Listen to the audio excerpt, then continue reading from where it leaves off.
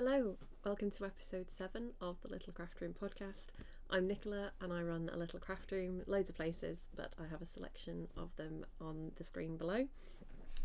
If you are a new viewer, welcome to my podcast. If you are a returning viewer, welcome back. I'm feeling considerably better than last week. The bar was pretty much on the ground, but I'm feeling a little better, a little bit more well rested. And I have to admit, today it just felt like the perfect evening to be doing a podcast. It was a little on the chilly side. It was colder yesterday, but it was still a little bit on the chilly side. It was kind of just a little bit drizzly as it was going dark, and it just felt really nice. So I've got my hot chocolate. My drink this week is Whittard of Chelsea's. It is a sticky toffee pudding flavoured white hot chocolate.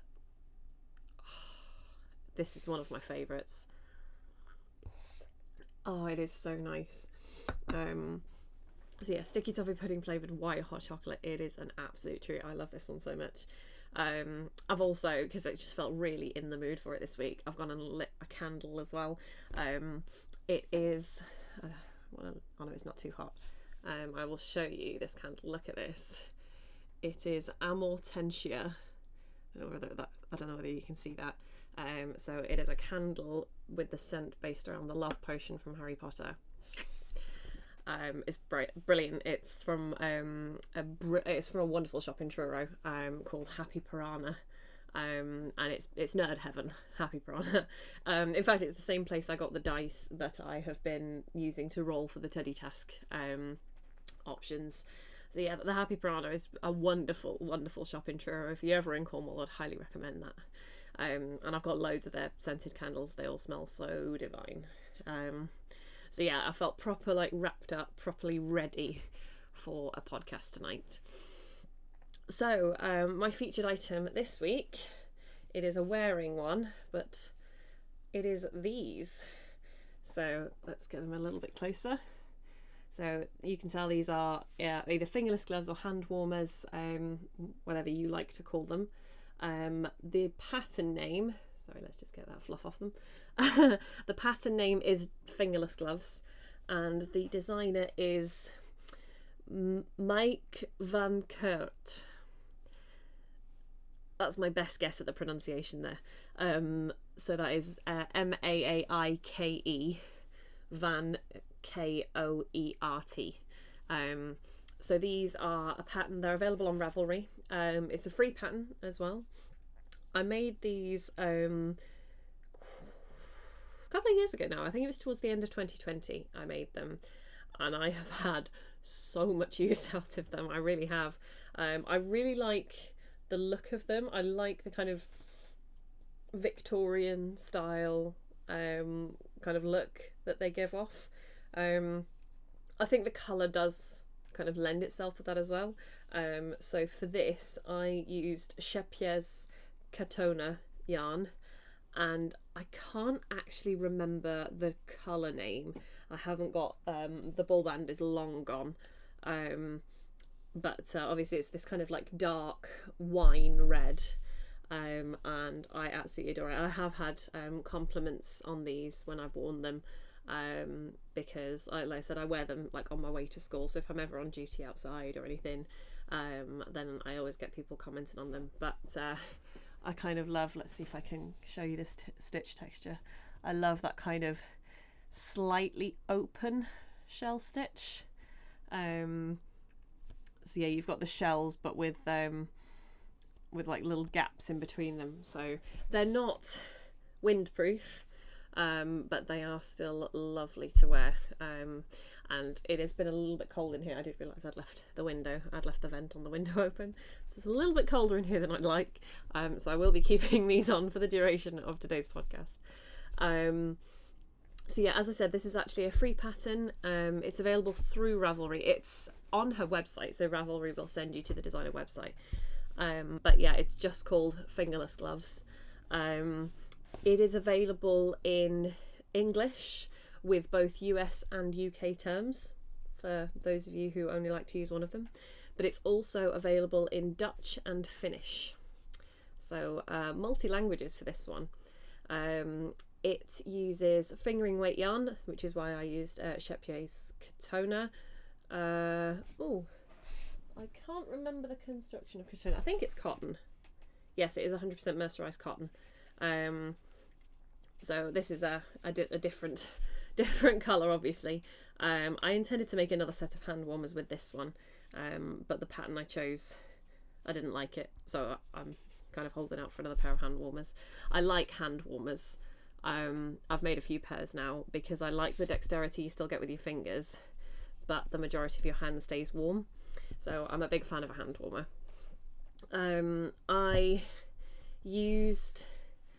I can't remember the exact meterage, but I know it was around 3 of these. It was definitely no more than 3, but it was around 3 of these 50-gram kind of little mini skeins. So it really didn't take that much at all. And they were quite quick to do as well.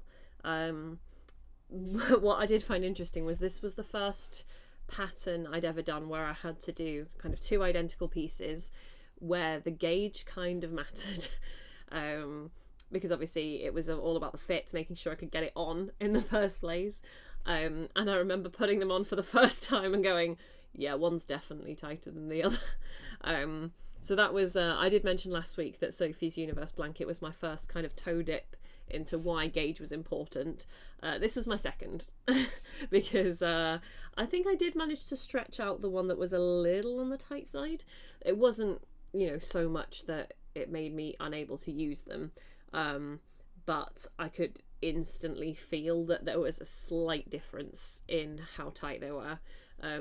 It kind of almost put me off hand warmers in a way because I kind of was sat there going, oh god, am I ever going to get them perfectly the same? Because it would wind me up if they were completely different and one was always going to feel tighter than the other. And I did wonder whether I ever wanted to make hand warmers again. But I have, and I'm glad I have, because restricting myself to things that I have to keep the same tension on. If I restrict those kind of things, then it's going to mean a lot of patterns that I'm not going to be able to make. And obviously that would include sleeves, it would include socks. Like there's so many things where you have to mirror your gauge pretty identically. So I'm glad that I didn't get totally put off with it. So yeah, they were a teeny tiny bit tight, but I have managed to wear them a little bigger than normal. So these came out this week for the first time of this season. It was yesterday actually. It was super cold on my way into work yesterday morning. I actually got an ice warning flash up on my car, which for the southwest was a little earlier than I was expecting. And it was bitterly cold. So yeah, the hand warmers came out. I'm quite glad in a way actually. I don't mind wrapping up warm and getting all my snuggly bits out. I think the only kind of, not a regret, it's more of a wonder is I wonder how much warmer it would have been if I'd used wool. I think the pattern does call for cotton yarn. That is the recommended one in the pattern, so whether it worked the same if I were to use wool, I don't know.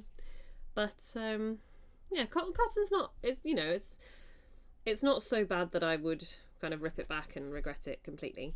But I do wonder what a pair of wool hand warmers would be like, because both of the ones I have so far are made of cotton. Maybe that's something for future, because that would be so warm. In fact, there's a chance I may be in need of some very warm hand warmers next year. Maybe that's one I should put on my to-do list. I'm already building my next year to-do list because I'm doing so many things for other people between now and the end of the year. I'm kind of motivating myself with all the projects I get to do for myself. So yeah, that's my little treat. That's my little carrot on a stick that I'm currently dangling. Yeah, so the Fingerless gloves pattern, free pattern available on throughout Ravelry. It is a written pattern, but there are photos throughout to help you out as well with kind of the shapings and where to join and things like that. By Mike van Kert.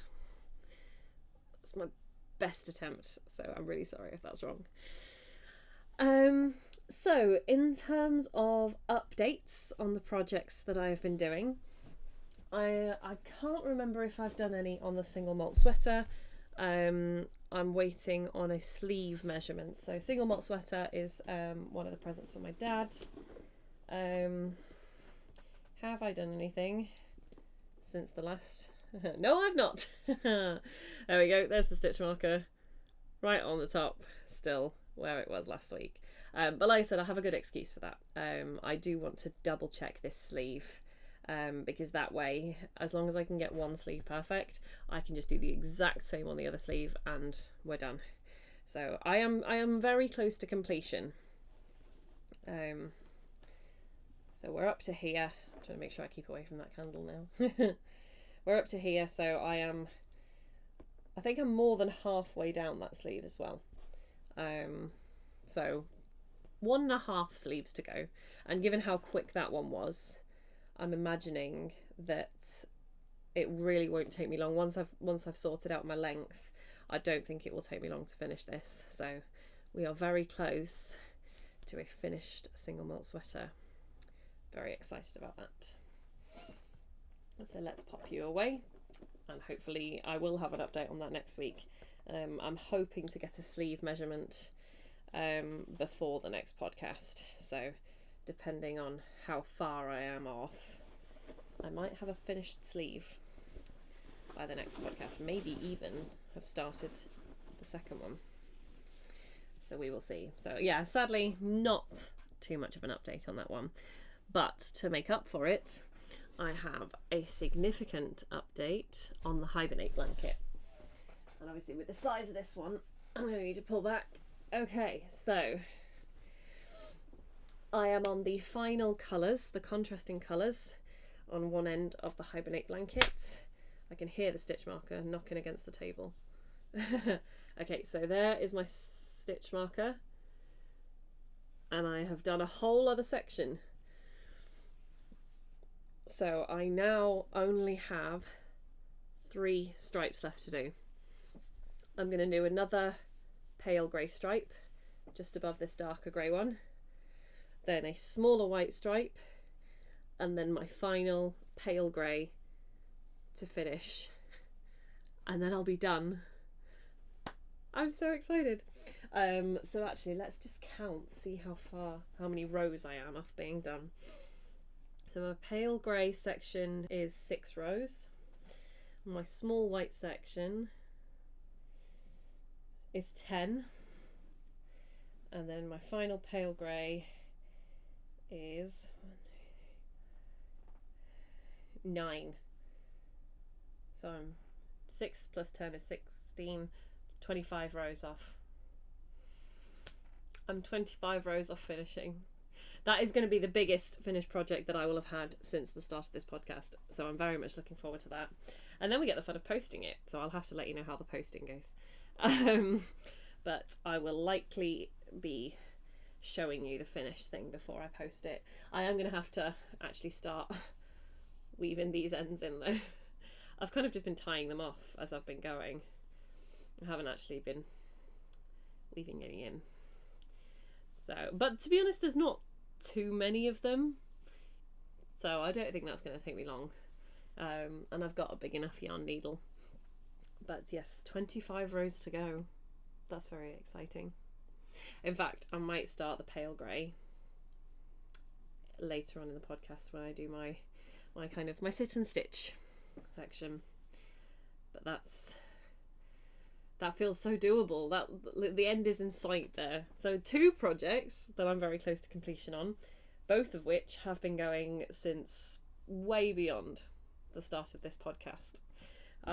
So I might actually start finishing some projects, guys, and then I can carry on with the portal square, which I've done nothing on. I'm not even gonna show you that because it's not been touched. I've had so many projects on the go at the minute that I've only managed to do little bits on each one of them, so it looks like I'm falling behind on them, but it's been so busy at work at the moment that I've barely had time to do as much stitching as I'd like. So honestly, the fact that I've managed to do that is pretty good.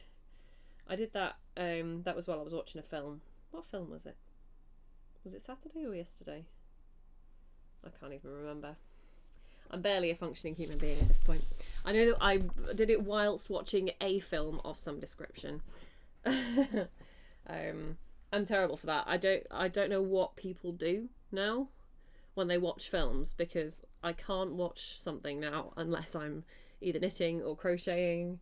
And if I'm ever kind of getting my wrists going bad, and I'm doing a film night and I can't sit and stitch, I'm like, God, what do you do when you're watching a film? And it's like you just watch the film, and I'm like, yeah, but what do you do while you're watching it? So I'm not one of those people that can ever sit still. I'm sure it's something that annoys everybody else, but I can't be doing nothing. Yeah, I always have to be doing at least like 3 things at once. So yes, very, very happy with this.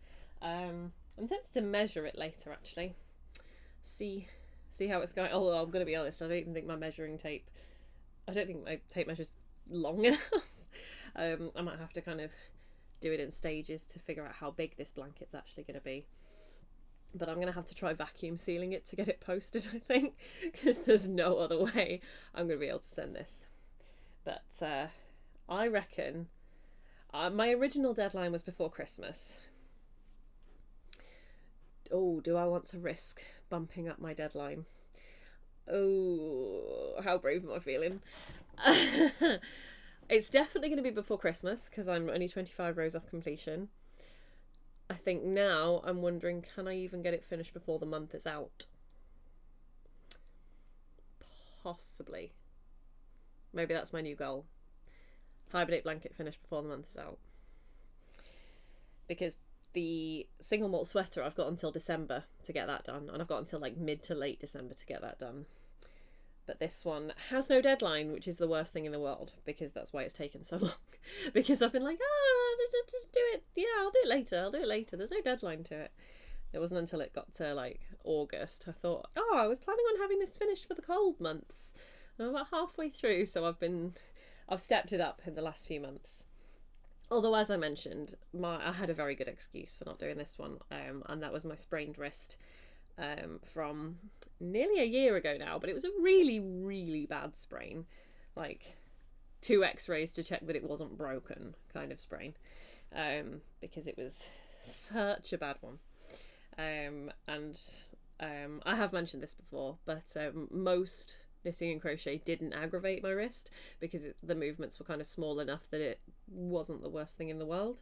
But with this blanket, because it's so chunky and because my hook is that big, the wrist movement was a lot bigger, so it was slightly more aggravating than most of my other projects. So it was something I could only do in small bursts for quite a long time, whereas my wrist is getting better and better. It still niggles a little bit. I've got a horrible feeling that's just my wrist now, so that's fun. But thankfully I think I did most of that stripe in one sitting, which means it must have been at the weekend, because I don't think I had time for that last night. Whereas before I could only do like 2 or 3 rows before it really started to before I had to go, no, I'm gonna have to stop that now. So yes, my wrist is now getting better enough that I can do some solid crochet time, that I can put some solid time in. So yeah, Hibernate blanket nearly finished. Although I'm actually really tempted. I've had that on my knee. I'm really tempted to. I'm properly kind of snuggling in now, because like I said, I kind of had the window vent open a little bit, so I'm really I'm kind of ready to hibernate in here, I think. Got my candle, got my hot chocolate, got my hand warmers, and now I've got that blanket on my lap. I have been saying this before. One of the best things about making blankets is you accidentally test them out while you're making them, because you end up with it all over you. So you do test the blanket out as you're making it. Can confirm it's very cozy. So this is a very nice one to have as a blanket. and I hope its recipient agrees. So here we go. The Hibernate blanket, very nearly finished. I have another minor whip update. It is a slightly minor one, but Teddy task. I have added a little bit on. So last time I had sewn the nose area onto my monkey, and he has some ears now. And he's so obviously a monkey now. So this, for anyone that might be new, I first got this out of the packet fully believing that it was a duck. Without the ears, it looks far more duck-like. But when I pulled the ears out of the packet, I very quickly realised it wasn't going to be a duck. It took me a good few weeks to realise that that was a monkey. But now that he's got his ears on, I think he's very monkey-like now, and it's a very cute monkey. So he's starting to take shape, and I think he's very, very cute. I did mention last week, what I didn't find in this packet was a tail. So the lady who I've inherited all these projects off, I'm finishing them off for her family. She had made pretty much everything for for some of these, and this one was included, but upon realising that it was a monkey, I do feel like monkey's got to have a tail. So I've got a body with some arms pre-attached, although they need fastening off because they are still live loops. I have some feet which have been fastened off and just need sewing on. Haven't decided whether I'm going to have them loose and able to kind of flop around a little bit, or whether I'm going to fix those slightly more rigidly. But I'm going to need to make this little guy a tail, I think. So like I said, it shouldn't be too difficult. I'll just do kind of a magic ring, probably only 6 to 10 stitches around, and just keep going until... How long do we reckon? Probably, maybe... How long are monkeys' tails? They're quite long, actually, aren't they? Monkey tails. I feel like they are quite long, so maybe that big? Maybe I'll just keep going until I just keep holding it up until it seems about right. Maybe that's what I'll do. I'll assemble him first, then start making a tail, and when it seems right, I'll stop. I think that's just going to have to be how it is, because I have had a look through the pattern pile and I haven't found a monkey, which part of me worries whether it was a monkey, but I'm pretty sure. Come on, that's got to be a monkey. It's got to be a monkey. I say this, I'm fairly certain the family wouldn't know. Like, I don't think the family knew what all these projects were supposed to be, but it would only feel right if I went with what she wanted them to be. But yeah, I think I'm gonna sew these little bits together, make him a tail, and then that's him done. So actually there's very little left to do on this one. I don't know when he's going to be finished, but there's still quite a few projects from this lady in the bag, so we're going to have Teddy task content for quite a while yet, especially if I am completing projects at the rate I'm currently going, which my track record's not good at the moment, is it? So yeah, really not very much to go. I might just add a bit more stuffing in that head, although yeah. Oh yes, he's gonna look so cute. Oh, I love seeing it come together like this. I have to say, sewing together, it's one of the things that crocheters are not renowned for hating, but we like crocheting, and the sewing together isn't crocheting. So sometimes it does just feel like an annoying extra to get the projects finished. But when it comes to amigurumi stuff, and when it comes to things as cute as that looks adorable. That looks so cute. Oh, I do love amigurumi. It's one of those techniques, it's such a simple way to get some really cute projects. So he's so nearly done.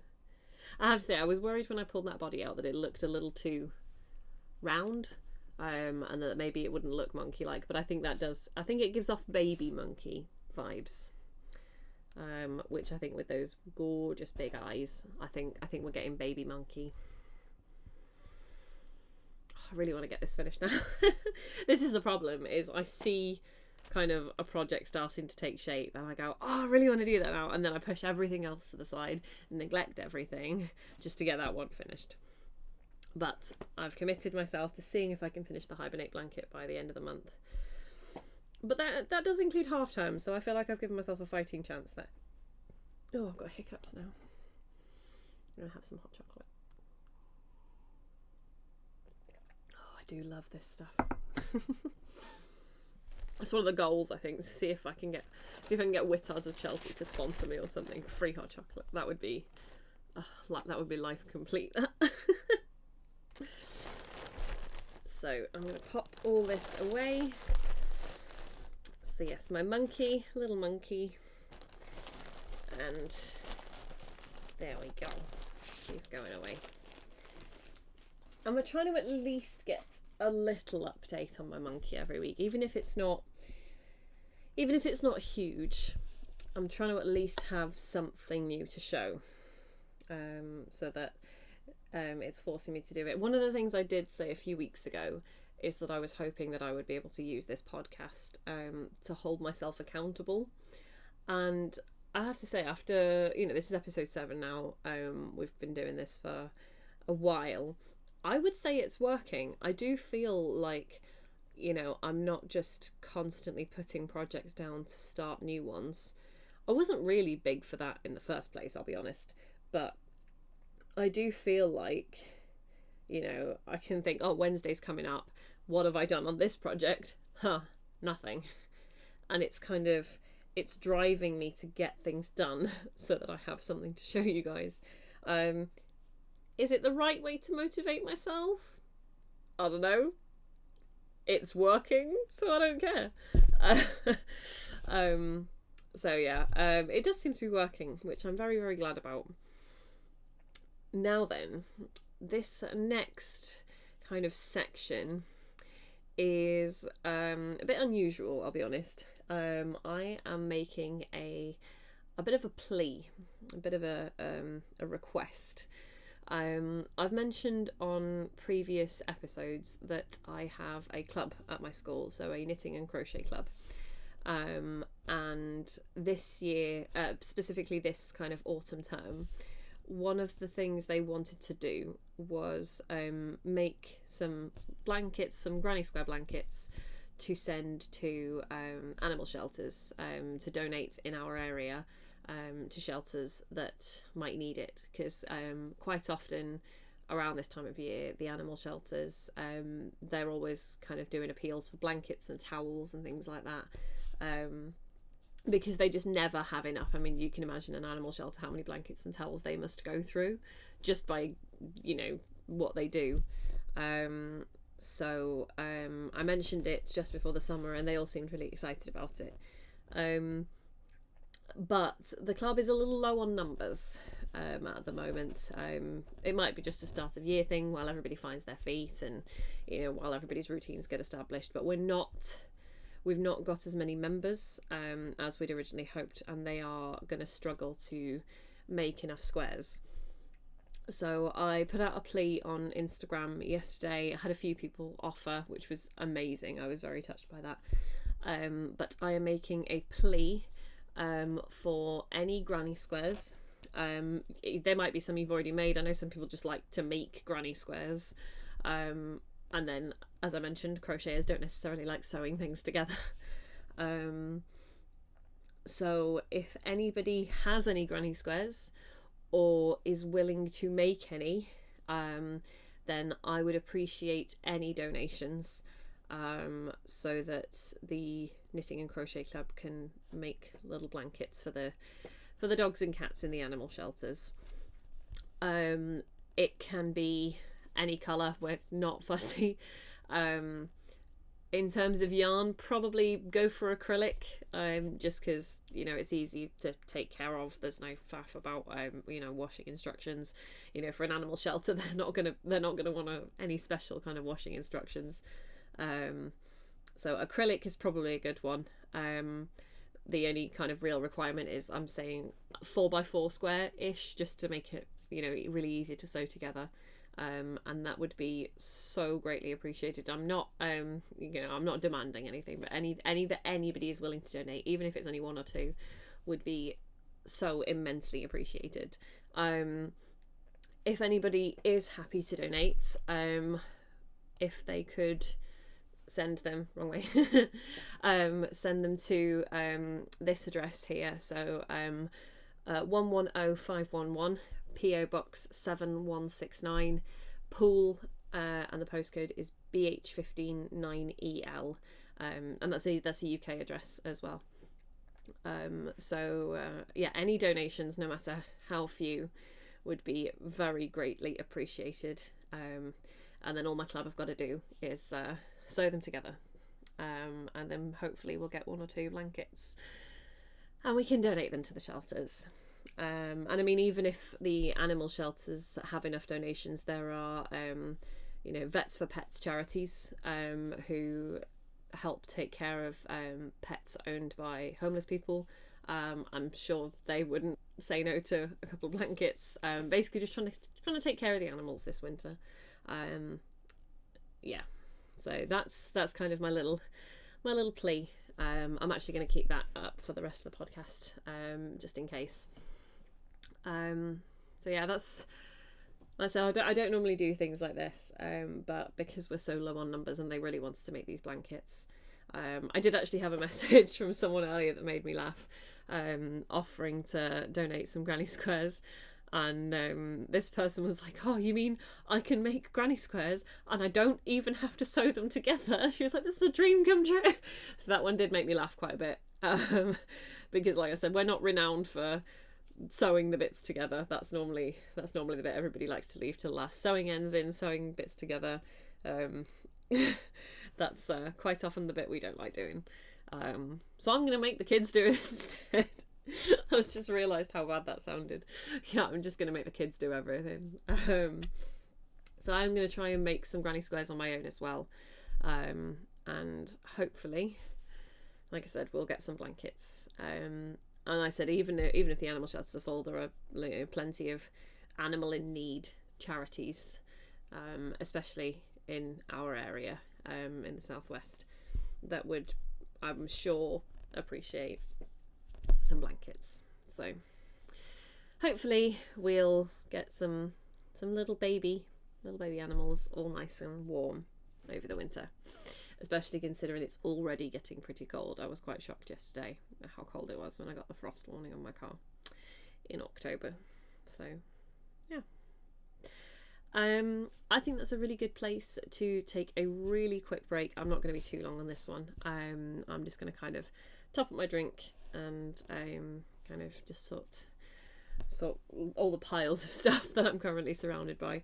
But when I come back, I will leave that box up for anybody willing to donate any granny squares. I will absolutely love you forever. Anybody that donates any, I would be immensely grateful.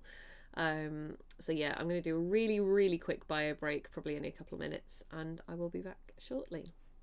So see you in a second.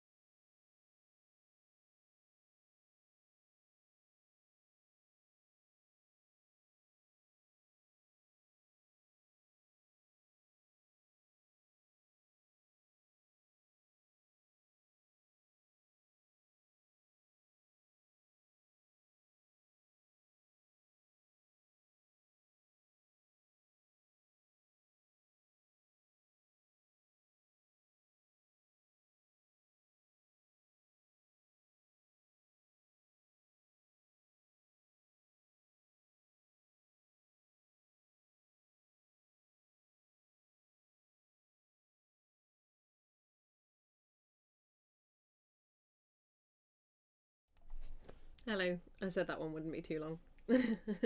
I'm going to be totally honest with you. That bio break was mainly just so that I could knock back the rest of my hot chocolate. It was getting a little cold, or just not hot enough anymore. So I basically just used it as an excuse to down it. So I'm actually gonna, for the rest of the podcast, I'm gonna be starting the next section of the Hibernate blanket. Oh, I'm still hiccuping. I don't know if anybody else is one of these people. This is where I really wish I had more crochet friends. I mean, to be honest, I could probably have a few dozen and I'd still want more, because crochet and knitting friends are the best. But I'm one of those people, I never do the kind of standard recommended join on a pattern. So when a pattern kind of recommends you join in new yarn, it's usually slip stitch to a certain stitch, then chain up to the height of your stitch, and then start crocheting. Start by crocheting into the same stitch and carry on. But when I was doing my Sophie's Universe, that was actually where I learned this technique, I heard about the standing stitch and life was changed.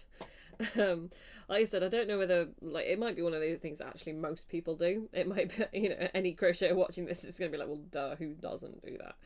But this is why I say I wish I had loads of crochet friends so I would know whether it's a common thing or not. So yeah, I'm a big fan of a standing stitch. I don't know whether it's just the laziness in me, but that is how I always join in new colours. What I haven't mentioned yet is I will not be doing a podcast next week, because I can already tell I'm not going to be in the right frame of mind. I'm not going to be awake enough. I'm going to have so much to do.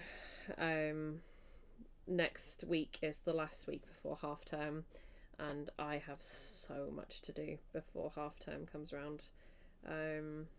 So I'm either gonna have to work through Wednesday, or I'm really gonna want a night off. So I am gonna say here and now that there will be no live stream next week, but there will definitely be the week after, because that will be in half term, and I have quite an interesting plan for the half term one. It does involve a special guest. I will have a guest appearance on the Little Craft Room podcast. It should be quite fun, actually. I'm looking forward to it. I'm not gonna say what's happening. I don't want to spoil the surprise. But yes, there may be a special guest coming. And with the arrival of a guest, I might introduce you to my dog as well. It was mentioned, somebody mentioned a few episodes ago that they desperately wanted a little dog appearance.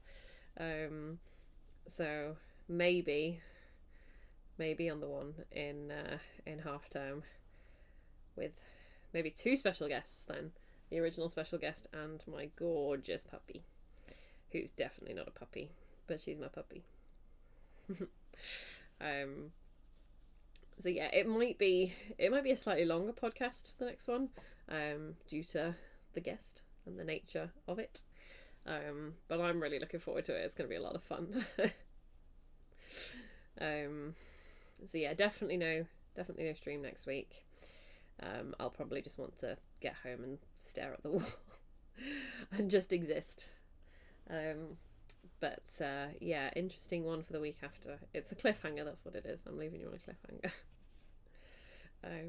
I did forget to draw your attention to my little pumpkin as well.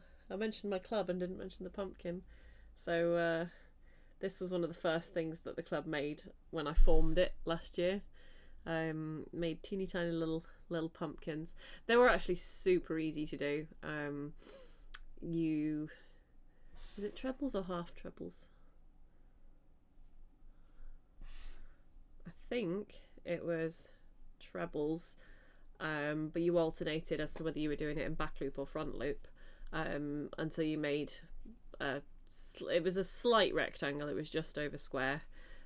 Sew the bottom, stuff it, start to sew the top up. You left a teeny little gap, and then when you were sewing it, you would bring threads round and kind of really tighten them to get those kind of characteristic bulges. And then the little stalk is actually a bit of cinnamon, a little bit of a cinnamon stick. So yeah, my club made some last year. They loved doing that, actually. That was the first project that most of them had ever made, and they did really well with it as well, given that it was just a square, or a bit of a rectangle really. It wasn't too difficult to do, and any kind of stitch addition or take away, it wasn't a pattern that was gonna hinge on the exact number of stitches. It's one that could forgive a wrong stitch count in a row, within reason. I did have one student who was particularly talented at just doubling the number of stitches she had. I'm not even sure how she did it. It's kind of become a little bit of a running joke in that she invents new stitch techniques every time we meet. But yeah, it was super easy to do. I think I just found it on a website. I can't even remember which website it was. But it was just a super easy ribbed pumpkin pattern. And the yarn I used for that is Lion Brand Jeans in the colour Top Stitch. I had some left over from a garment I'd made. And I mean, look at the colour of that. That's perfect pumpkin colour. I had to use that. So there was no question. We did have some interesting colours. We had some purple pumpkins and some blue pumpkins. But I'm a sucker for realism. So I had to go for a kind of standard pumpkin colour. But I do quite like it. I'm not normally one to go with kind of autumnal decorations. But there's something very nice about having my pumpkin. I do quite like it. And it looks really nice on my table. You can't see it because it's over there, and I'm not going to show you because it's covered in stuff right now. It's such a mess. But by the window I have kind of my table with my yarn swift on it, and my pumpkin looks really good next to all my plants and my candle, and it makes the room look very cozy and autumnal. So I dug it out when October came round, so that I could be right for the season. I'm very much looking forward to Christmas. There is the potential I'm going to be running a few more workshops in a yarn shop down in Cornwall, which I'm very excited about. Possibly a knitting one and an advanced crochet one. Very excited about that one. I'm still kind of picking the pattern that I might be teaching in the advanced crochet one, but I'm really looking forward to that. It'll be really nice to get some. I'm gonna have to word this in the right way. It'll be really nice to get stuck into a complicated pattern with people that know what they're doing. I love teaching beginners, don't get me wrong. That's kind of what I really like doing. I like getting people into it and kind of sparking a love of knit and crochet. But it'll make a really nice change to be working with people who already really know what they're doing. And you can teach like the slightly more advanced techniques. So if any of them don't know magic loop, I can teach them that. We can do maybe some like snowflakes. Maybe if I can find some really nice kind of delicate, really intricate snowflake patterns, that would be a really good one for an advanced crochet class, I think. Especially with winter coming up. That's what I'm thinking, maybe. All right, there we go. One row done. This is what I mean when I say, when I've done 2 or 3 rows, it doesn't look like loads because you can see that the stitches are really big. But this, I don't even know how many stitches each row is. I haven't been counting. It's a bit naughty of me, really, but I can see pretty quickly if I've added or lost a stitch, so I'm not going to sit and count every time, especially since this is kind of my my absent-minded project at the minute because it's such a repeating pattern. It's moss stitch. So in UK terms, I would do a single crochet, chain, skip a stitch, single crochet, chain, skip a stitch, and then on the next row you single crochet into your chain spaces and skip over the double crochets. Did I just say single crochet for UK terms? I don't even know anymore. Apologies if I did. I might have just done it in US terms after deliberately saying UK terms. This is what I mean. Like, this is why I'm not doing a podcast next week. This is why I'm just going to give myself a week off, because I am clearly hanging by a thread. Which is, you know, says a lot when I mentioned at the beginning that I'm doing considerably better than last week. So that just shows you how bad it was last week. I actually told my students today, I asked them to write the Titan datal in their books. I got laughed at, which was annoying because I was trying to be cross with them because they wouldn't stop talking. And I asked them to write the Titan datal and they all just looked at me and I was like, shush, just write it, get on with it, shush. So yes, Nicola, when tired and stressed, the words do not do the things. They just don't. And my students are starting to learn this. Right, I want to get at least one more row done before I wrap up for the evening. And then I'm going to go and catch up on last night's Bake Off, because we don't tend to watch it live, we watch it the day after, so I don't know what's happened yet. So I'm very much looking forward to catching up on that. It's kind of just far enough into the series now that I'm starting to learn everybody's names. I'm so terrible at the start when there's that, you know, when there's 12 of them and you know you lose one person, you only see them for 1 week and you lose them. And now that there's far fewer and I've seen them for longer, I'm starting to remember some names now. I'm not sure who my favourite is. I've got some ideas of who I think is going to go far, but haven't picked a real favourite yet. I can't even remember what this week was. No, I can't remember. I know that last week was Mexican week, and that was very interesting, but I can't remember what the theme was for this week.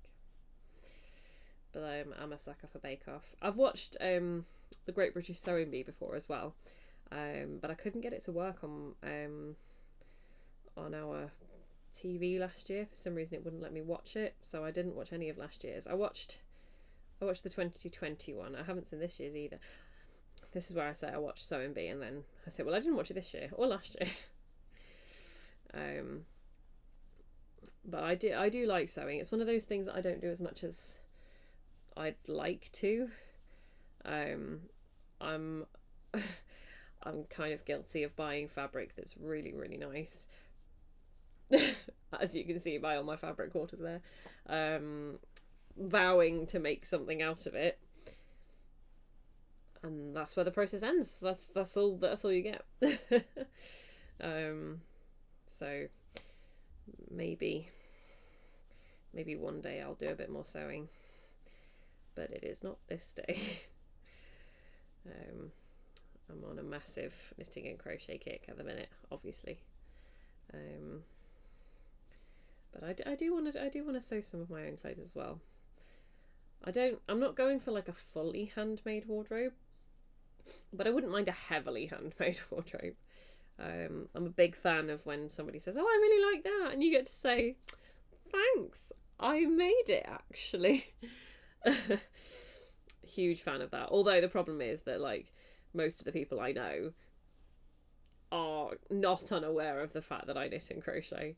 So if I say, oh, thanks, I made it, they're like, yeah, I figured you probably did. Like, so you don't quite get the same effect. They don't go, oh, wow, that's amazing. Because most of them are like, well, yeah, I guessed. You actually kind of almost give yourself a bit of a downside with that, because that way if somebody says, oh, I like your jumper, you feel kind of guilty admitting that, oh, actually I bought this one. So yeah, if I wear anything that looks even remotely like it could have been hand knit, everyone's like, oh, did you make that one? And I'm like, no, not this one. And I feel bad for wearing them, because I think, oh no, people are going to think I made it, and I'm going to have to admit that I didn't. But I have some that are too nice that I don't want to throw away. So yeah, maybe I just need to up my wardrobe game. Like I said, I've got tons of things in mind for after the new year, once I've finished off all the projects that I'm intending to do for other people.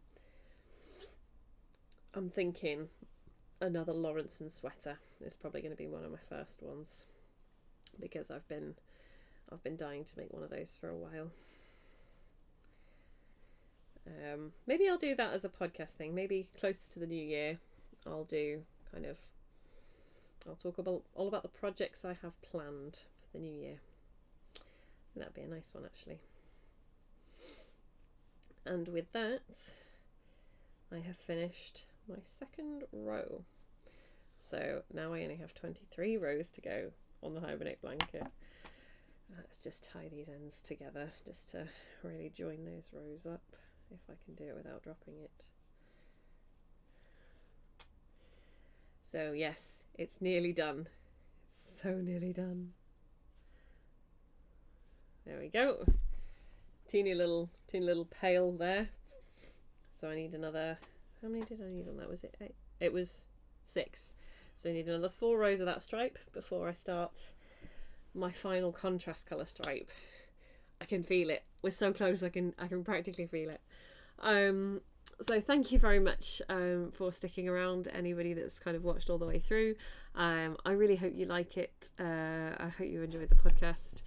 I hope that you're enjoying the slightly drizzly evenings as much as I am.